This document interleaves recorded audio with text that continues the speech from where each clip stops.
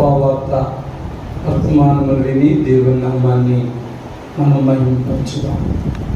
మరి ఈ సమయంలో అపోస్తలుల కార్యాలు 17వ అధ్యాయము 27వ వచనాన్ని ధ్యానం చేసుకుందాం. మరియు యావత్ భూమి మీద ప్రతి జాతి మనుషులను సృష్టించి వారు ఒకవేళ దేవునిని కడుగులాడి కనుగొందరేమో అని తన్ను వెదుకు నిమిత్తము నిర్ణయ కాలములను వారి నివాస స్థలముల యొక్క పులిమేరలను ఏర్పరచెను. ఆయన మనలో ఎవనికి దూరముగా ఉండువాడు కాడు. దేవుని స్తోత్రం. అపోస్తలుడైన పౌలు గారు సువార్త ప్రకటనలో మరి ఏథెన్సు అనేటువంటి పట్టణములకు వెళ్తాడైన. మరి అక్కడికి వెళ్ళినప్పుడు 23వ వచనములో ఆయన ఒక విషయాన్ని కనుగొంటారు. ఆ ఊరిలో వారందరూ చాలా భక్తిగా ఉన్నారు, విశ్వాసంగా ఉన్నారు. కానీ అక్కడ వారి ఆలయం మీద ఒక మాట రాయబడి ఉంటారు. చదువుతారు.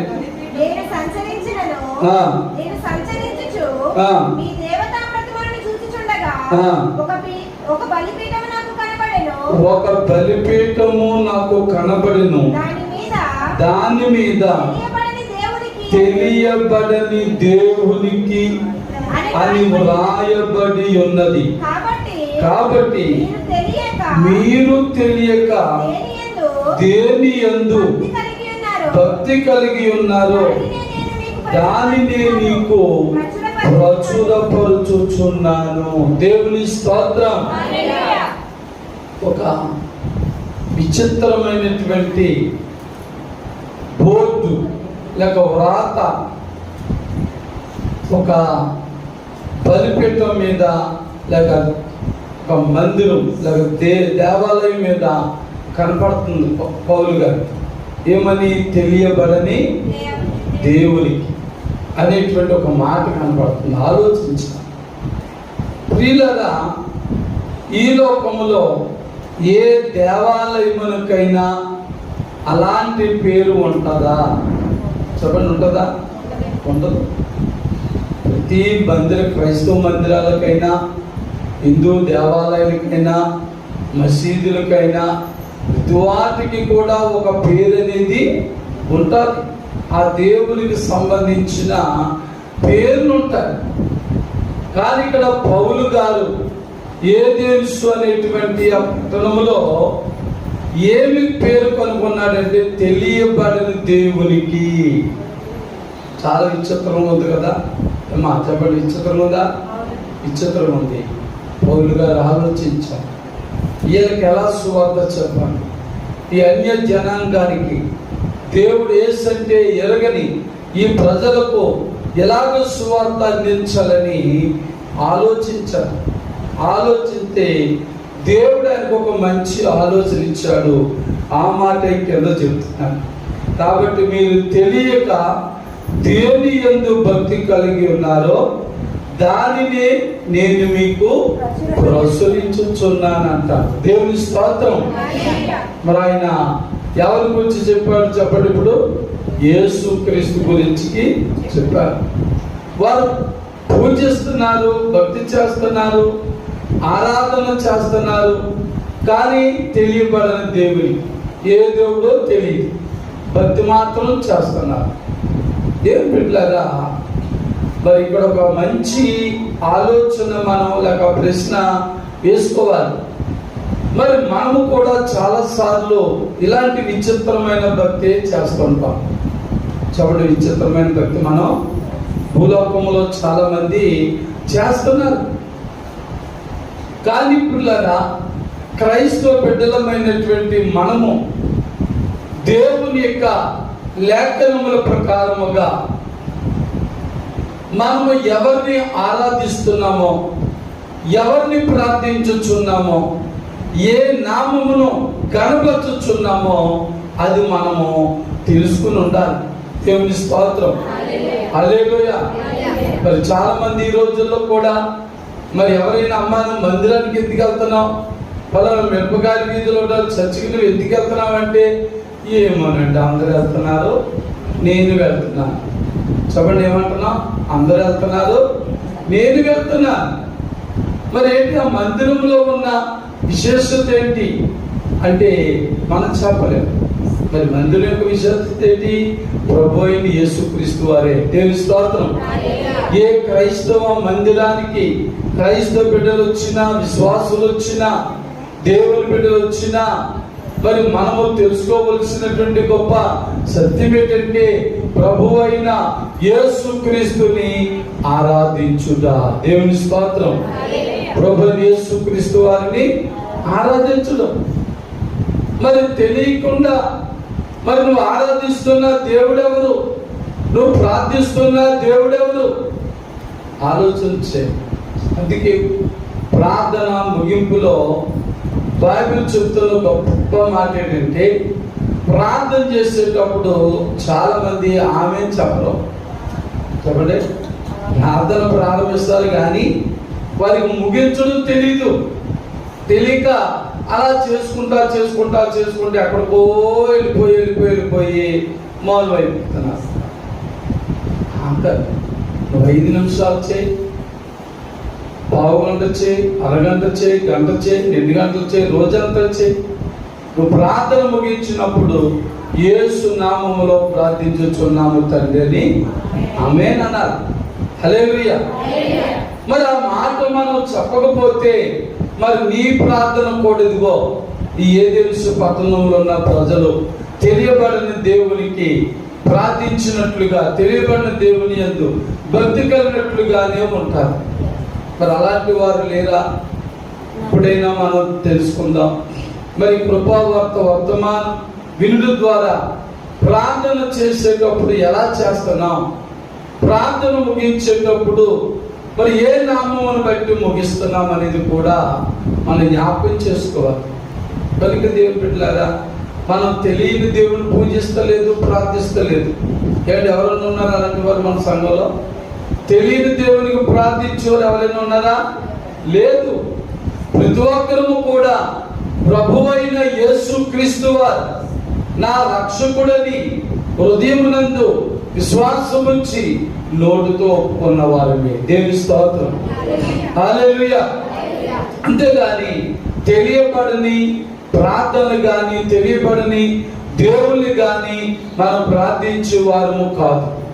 కనుక మనము ఏ దేవుని అయితే మనము ఎరిగి ప్రార్థన చేస్తున్నామో ఆ దేవుని గురించి ఆ 23వ వచనంలో చెప్పాడు, 24వ వచనంలో చెప్పాడు, 25వ వచనంలో చెప్పాడు, 26వ వచనంలో కూడా చెప్పి 27వ వచనం ఆఖరిలో అంటాడు, ఆయన మనలో ఎవరికి దూరముగా ఉండువాడు వాడు. దేవుని స్తోత్రం. మనము ఆరాధిస్తున్న దేవుడు, మనము ప్రార్థిస్తున్న దేవుడు, మన విశ్వాసము కలిగి ఉన్న దేవుడు ఎవరికి కూడా దూరముగా ఉండేవాడు కాదండి. నిజముగా మనం అపోస్తలుల కార్యాలు 2వ అధ్యాయం 38వ వచనం నీ జీవితంలో నెరవేర్చినట్లయితే ఆయన నీ హృదయంలోనే ఉంటాడు. దేవుని స్తోత్రం. ఎక్కడ ఉంటాడండి ఆయన? మన హృదయంలోనే ఉంటాడు. మరి ఎందుకు చేద్దాం? బైబిల్ చెప్తే నీ హృదయమే దేవుని ఆలయం కాబట్టి. మరి ఆలయంలో ఎవరు ఉంటారని 82వ కీర్తన 1వ వచనం చెప్తున్నాం. దేవుని సమాజంలో దేవుడు నిలిచి ఉంటాడు. హల్లెలూయా. మరి యేసయ్య నీకు దూరం కాకుండా ఆయన నిత్యము ఎల్లప్పుడూ కూడా మరి నీతో ఉండాలంటే, నీలో ఉండాలంటే మరి ఆయన యందు నిజమైన భక్తి, నిజమైన ప్రార్థన జీవితం మనం కలిగినప్పుడు ఆయన ఎప్పుడు కూడా మనలోనే ఉండే దేవుడు. హల్లెలూయా. మరి నాలో లేదండి అన్నారు చాలా మంది. మరి ఇన్నిసార్లు చర్చకు వస్తున్నాను, మరి ఇన్ని వారాలు, నెలలు, సంవత్సరాల నుండి దేవుని మందిరానికి వస్తున్నానండి. నా హృదయంలో ఉన్నట్టు ఏమీ అనిపిస్తలేదు అనుకుంటున్నావేమో. ఆయన నీ హృదయంలోనికి రావాలని ఆశపడుతున్నాడు, కానీ నీ హృదయం ఎలా ఉందంటే మూత వేయబడి ఉన్నది. ఎలా ఉంది చెప్పండి? మూత వేయబడి ఉంది. మూసేసాం. పాపముల చేత, మోసముల చేత, అన్యాయముల చేత, అక్రమముల చేత మన హృదయంలో యేసయ్యకు చోటు లేకుండా ఆ హృదయం నిండా లోకాన్ని పెట్టేసుకున్నాం. ఏం పెట్టేసుకున్నాడు హృదయంలో? లోకములో మనం ఉండాలి తప్ప లోకము మనలో ఉండకూడదు. లోకములో ఉంటే తప్పు కాదు, మనం లోకమే నీలో ఉంటే, నాలో ఉంటే తప్పది. కాబట్టి చాలా మంది బిడ్డలు మరి మాట చెప్పినప్పుడు వారి హృదయాలు సరి చేసుకోవాలి. యేసయ్య నాలో లేడండి, మా ఇంట్లో లేడండి, నా హృదయంలో లేడండి అనుకుంటా ఉంటే ఆయన ఎక్కడున్నాడో తెలుసా? మరి ప్రకటన గ్రంథం 3వ అధ్యాయము 20వ వచనం అంటాడు, ఇదిగో నేను తలుపున నిలుచుండి తట్టుచున్నాను. ఎక్కడున్నాడు? మన హృదయం అనే తలుపు తడుతున్నాడు ఆయన. ఓ నా ప్రియ కుమారి, నా కుమారుడు, ఆ కుమార్తె, ఇదిగో నీ హృదయం తెరువు, నీ హృదయం తెరువు అని తలుపు తడుతున్నాడు. కానీ ఆయన స్వరము విని విశ్వాసము, భక్తి, ప్రార్థన జీవితం, సరైనటువంటి జీవితం మనలో లేక ఆయన పిలుస్తున్న పిలుపు మనకి వినబడతలేదు. చెప్పండి, ఆ పిలుపు మనకి వినబడతలేదు. అందుకే ప్రకటన అంటాడు, ఆత్మ చెప్పుతున్న సంగతులు అందరికి వినబడవు. చెవి గలవాడు ఇదేంటంటే బాబు, నాకు 2 చెవులు ఉన్నాయి, చాలా బాగా వినబడుతున్నాయేమో అనుకుంటున్నావేమో. యేసు స్వరము వినాలంటే, దేవుని స్వరము వినాలంటే మరి శారీరకమైన చెవులు సరిపోవు. నీ చెవులు తెరవబడాలి. ఆత్మీయమైన సంగతులు విని చెవులుగా మార్చబడాలి. ఎందుచేత తిమోతి పత్రికలో రాజు చెబుతా ఉన్నాడు పౌలు గారు తిమోతికి, ఇదిగో ఈ లోకంలో ఉన్నవారు, ఈ కడవర దినాల్లో ఉన్నవారు దురద చెవులు గలవారు అని చెప్తున్నారు. చెప్పండి, ఏ చెవులండి? హితబోధకు తమ చెవులు అబ్బరట. హితబోధ అంటే మంచి బోధ, మంచి మాటలు చెవివరు. ఈ లోక మాటలకు, ఈ లోక విషయాలకు, ఈ లోకంలో మరి ఆ భయంకరమైన మాటలకే ఈ చెవులు ఇస్తారు. ఆ మాటలు వినపడతాయి, కానీ యేసు మాటలో వినబడవు. ఆయన ప్రకటన 3:20 నుంచి ఎంత మాట్లాడినా మరి మనకి వినబడతలేదు. కానీ ఎవరైతే తమ జీవితాలు మార్చుకుని, తమ బ్రతుకులు మార్చుకుని, ఇదిగో యేసే నిజమైన దేవుడిని తెలుసుకుని, ఆయనే నా ఆరాధ్య దైవమని గ్రహించుకుని మన చెవులారా మనసారా వింటామో అప్పుడు మనకు ఆయన స్వరము వినపడతాది. దేవుని స్తోత్రం. చూడండి, గొప్ప దైవజనులు అయితే దేవుడి స్వరం వినబడిపోద్దేమో అనుకోకండి. బైబిల్లో ఏలి అనేటువంటి పెద్ద యాజకుడు ఉన్నాడు. దేవుని బిడ్డలారా, తన బిడ్డలు 2 కుమారులు ఉన్నారు. తన కుమారులు చేస్తున్న మరి చెడు కార్యములను బట్టి దేవుడు ఏలి భక్తులతో మాట్లాడడం మానేశాడు. చూసారా, కుమారులు చేస్తున్న అపరాధములను బట్టి యాజకుడైనా సేవకుడైనా తండ్రితో కూడా దేవుడు మాట్లాడడం మానేసి, హన్నా మరి పాలు విడిచిన తర్వాత దేవునికి ఇచ్చేస్తానని సమూయేలుని ఆ చిన్న వయసులో మందిరములో విడిచిపెట్టిన ఆ పసి బాలులతో ఎవరు మాట్లాడుతున్నారు? దేవుడు మాట్లాడితే దేవుని స్వరం సమూయేలుకి వినబడ్డాలి. దేవుని స్తోత్రం. మరి నిజంగా దేవుడు మందిరములో పలికే ఆ స్వరం సేవ చేస్తున్న ఏలీ గారికి వినబడాలి. మరి ఆయనకి వినబడతలేదు. కానీ ఎవరికి వినబడుతుంది? బాలుడైన సమూయేలుకి వినబడుతుంది. మరి ఆయనకి ఇంకా మరి సరైన వయసు లేదు. దేవుని స్వరమేంటో, మనుషుల స్వరమేంటో ఎరగని స్థితిలో, వయసులో ఉన్నాడు. కాబట్టి ఆయన ఏమనుకున్నాడు? నా తండ్రి, నా ఆత్మీయ తండ్రి ఏలీ గారు పిలుస్తున్నారేమో, వృద్ధాప్యంలోకి వచ్చారు కదా, నా పరిచర్య మరి ఆయనకు అవసరమే అని వచ్చిందేమో అనుకుని వెళ్తాడు. 2 సార్లు వెళ్తాడు. ఆయన అంటాడు, ఏంటయ్య బాబు అర్ధరాత్రి ఎందుకు మళ్ళా నన్ను లేపంటే, అయ్యా మీరు నన్ను పిలిచారు కదా అంటాడు. మొదటిసారి లేదు అంటాడు, రెండోసారి కూడా మళ్ళా లేదు అంటాడు. అప్పుడు అంటాడు, ఈసారి ఎవరైనా మళ్ళా నీకు స్వరం కనబడితే చిత్తము ప్రభా నేను ఆలకించుచున్నానని చెప్పి అంటాడు. దేవుని స్తోత్రం. మళ్ళా మూడోసారి కూడా దేవుని స్వరము సమూయేలుకు వినబడ్డది. హల్లెలూయా.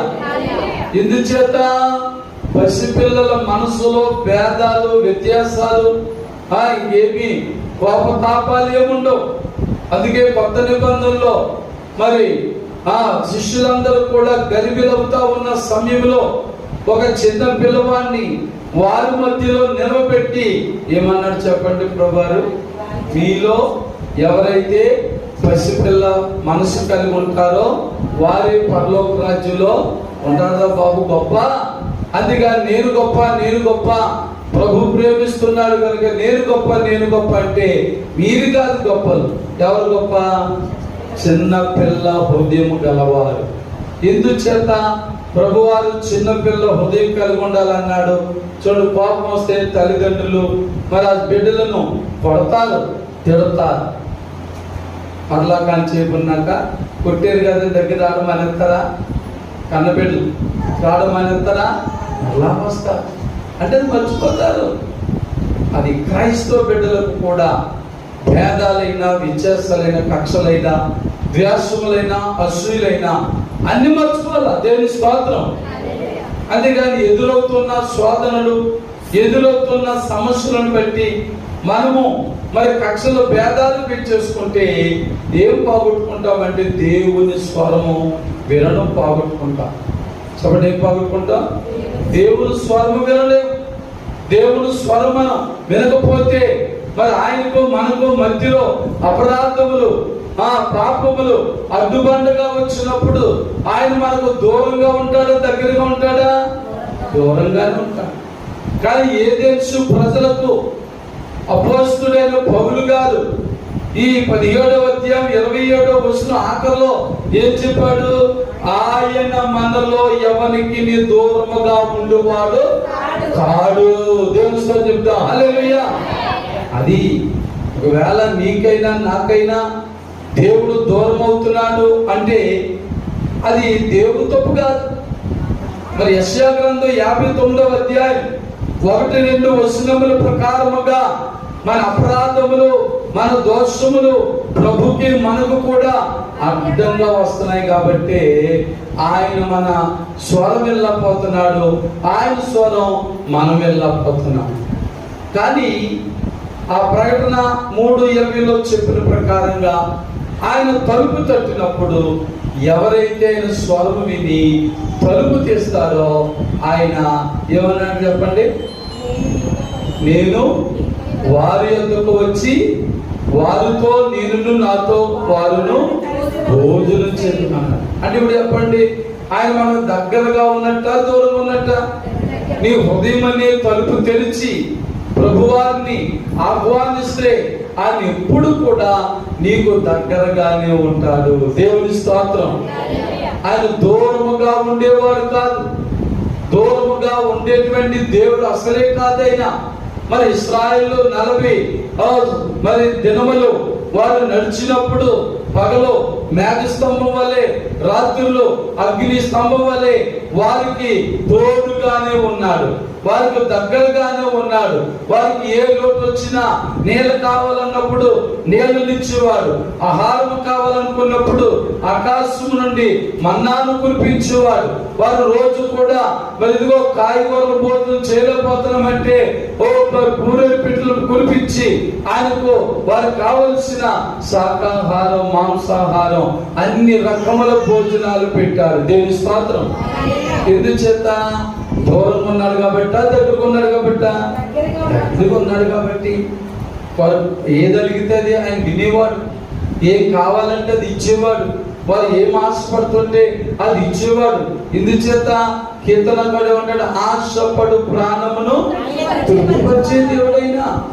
ఆ రోజుల్లోనే కాదు, ఈ రోజుల్లో కూడా యేసయ్య నీకు దగ్గరగా ఉండి మరి నాకు దగ్గరగా ఉండి, మన అందరికి దగ్గరగా ఉండి, మనకున్న అవసరతలు ఏమిటో, అక్కర్లు ఏమిటో, లోటులు ఏమిటో, కొదువులు ఏమిటో తీర్చాలనుకుంటున్నా.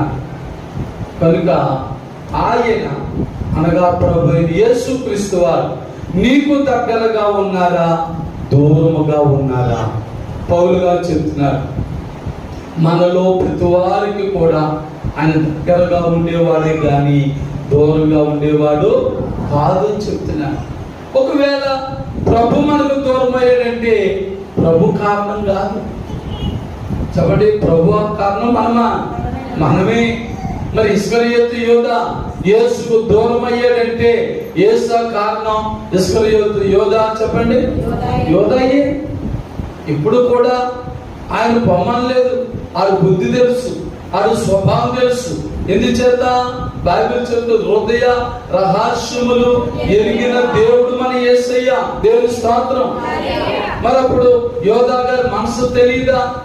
మరి అందుకే మరి అక్క ప్రభు వల్ల దినములో, ఆ పస్కా పండుగ ఆచరిస్తున్న దినములో మీలో ఒకడు నన్ను అప్పగిస్తున్నాడని చెప్పినప్పుడు అందరూ కూడా నేనో ప్రభా, నేనో ప్రభా, నేనో ప్రభా అని ఒకరి తర్వాత ఒకరు 11 మంది స్వరాలు వినబడ్డాయి.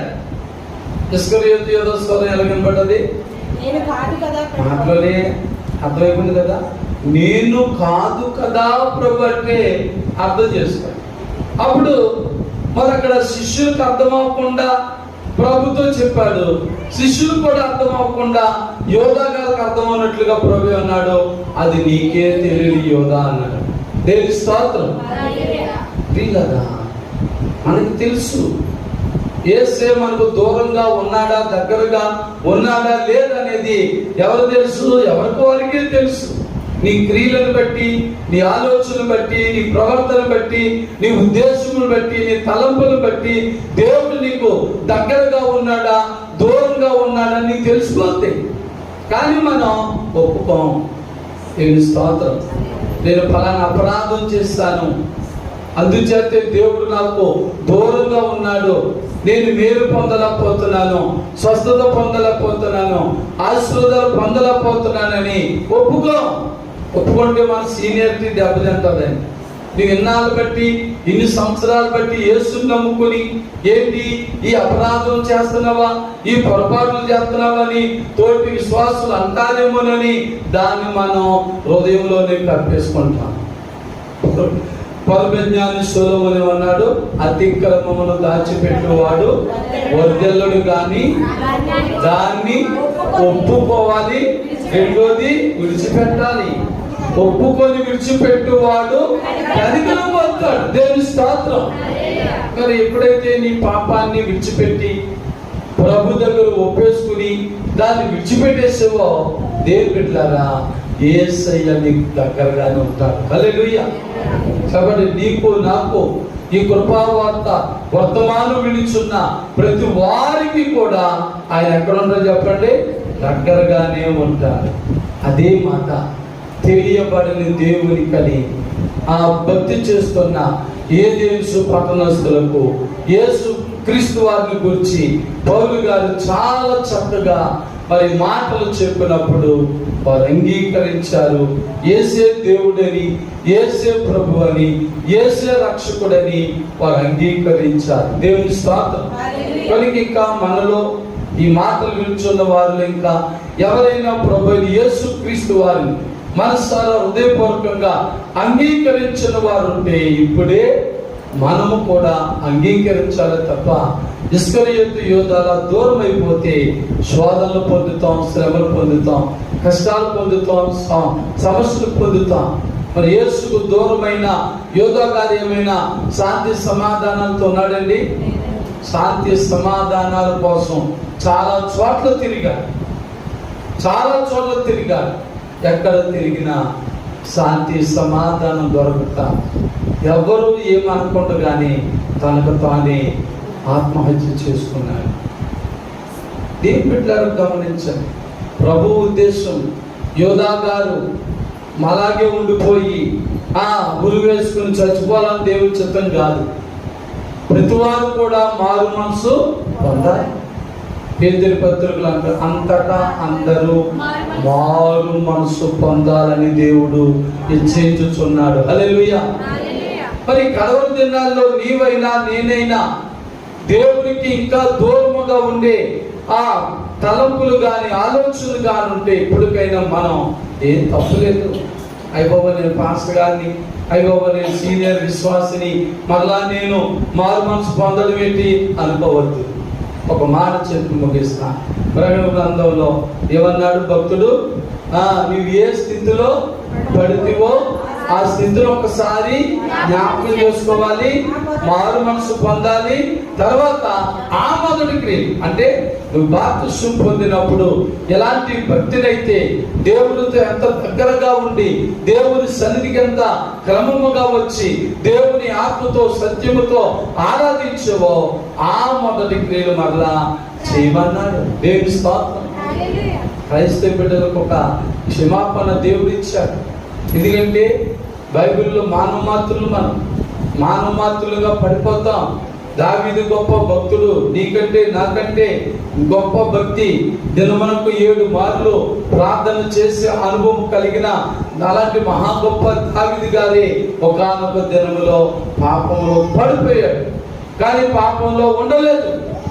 అయ్యో నేను పడిపోయానని తను గ్రహించి మరలా దేవుని దగ్గర కన్నీరు కార్చి ప్రార్థన చేసి, ప్రభా ఈ చూపుతో నన్ను కడిగేనైనా హిమమంతా తెల్లగా నా హృదయాన్ని మార్చే ప్రభాని మరలా ప్రభుదారు ఒప్పుకున్నాడు. కాబట్టి ఆయన జీవితంలో మరలా ఒక అవకాశం దేవుడు ఇచ్చాడు. మరలా దగ్గరగా వచ్చేటువంటి అవకాశం ఇచ్చాడు. కనుక మరి నీవు నేను కూడా మోకరించి ప్రభు సంధిలో ఒకసారి దేవుని సంధిలో ప్రశ్నించుకుందాం. ప్రభా మరి మన ఇదిగో తండ్రి, మరి అపోస్తలుల కార్యాలు 17వ అధ్యాయం 27వ వచనం ఆఖరి లైన్లో ఆయన ఎవరి మనకు దూరముగా ఉండేవాడు కాదు అనే మాటను బట్టి ప్రభా మరి మేము కూడా ఇదిగో ఒకసారి పరీక్షించుకుంటున్నాం, పరిశోధించుకుంటున్నామని మరి గ్రహించుకుందాం. పుల్లరా ప్రశ్నించుకుందాం, పరిశోధించుకుందాం. దేవుని మాటలు మనం వింటా ఉన్నప్పుడు దేవుని సన్నిధిలో మరి నీవు ఎలా ఉన్నావో నేను ఎలా ఉన్నామో ఒకసారి మనం పరీక్షించుకుంటే పరిశోధించుకుంటే మనం ధన్యులం అవుతాము. కనుక ఒక్కసారి మరి మనసారా ప్రార్థన చేసుకుందాం. ప్రేమమయుడ యేసయ్య, మీకే వందనాలు స్తోత్రములు తండ్రి. అయ్యా మీరు మాకు దగ్గరగా ఉండే దేవుడే కానీ దూరముగా ఉండే దేవుడు కాదని తెలుసుకున్నాం. ఈ కడవరి దినాల్లో, అంచె దినాల్లో, అపాయకరమైన దినాల్లో ప్రభా మీరు మాకు దగ్గరగా ఉండాలి, మీరు మాకు సమీపముగా ఉండాలి. మీరు మాతో ఉంటే నాయన కీర్తనకారుడు 23వ కీర్తనలో చెప్పినట్లుగా గాఢాంధకారపు లోయలో నేను సంచరించినను ఏ అపాయమునకు భయపడను, నీవు నాకు తోడైందువు, నీ దుడ్డుకర నన్ను ఆదరించునని లేఖనములు చెప్పిన ప్రకారముగా తండ్రి నువ్వు మాకు తోడుగా ఉంటేనైనా మేము ఏ శోధన, ఏ వ్యాధులు, ఏ బాధలు మాకు వచ్చినా వాటిని మరలా దూరపరిచే గొప్ప రక్షకుడు అని మేము నిన్ను ఎరిగి తెలుసుకుని నిన్ను ఆత్మతో సత్యముతో ఆరాధిస్తున్న నన్ను మమ్మలను బలపరిచి నడిపించమని యేసుక్రీస్తు పరిశుద్ధ నామములో ప్రార్థించి వేడుకొనుచున్నాము తండ్రి. ఆమేన్. దేవుని స్తోత్రం. హల్లెలూయా, హల్లెలూయా. మరింతవరకు ఈ కృపావార్త వర్తమానములు శ్రద్ధగా విన్నా మరి మీ అందరికీ ప్రభుపేరన వందనాలండి. God bless you, God bless all. Amen, amen.